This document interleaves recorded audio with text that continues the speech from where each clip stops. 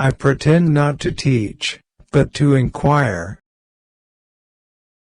I esteem it above all things necessary to distinguish exactly the business of civil government from that of religion and to settle the just bounds that lie between the one and the other.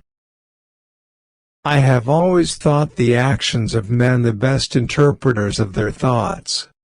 I have no reason to suppose that he, who would take away my liberty, would not, when he had me in his power, take away everything else. I am sure, zeal or love for truth can never permit falsehood to be used in the defense of it.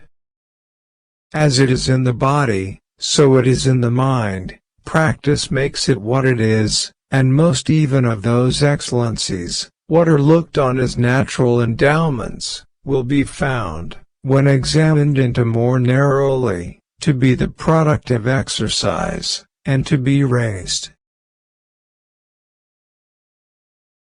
So that, in effect, religion, which should most distinguish us from beasts, and ought most peculiarly to elevate us, as rational creatures, above brutes, is that wherein men often appear most irrational, and more senseless than beasts themselves.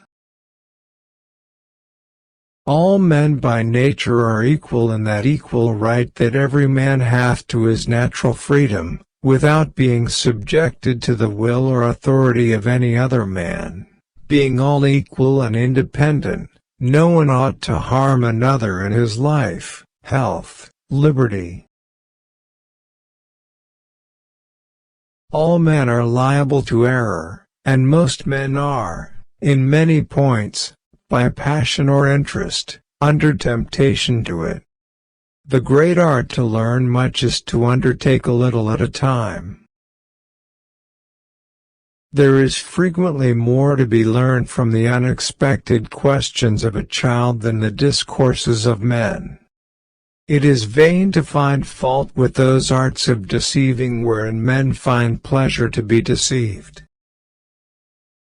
Whoever uses force without right, puts himself into a state of war with those against whom he uses it, and in that state all former ties are cancelled, all other rights cease, and every one has a right to defend himself, and to resist. Who lies for you will lie against you.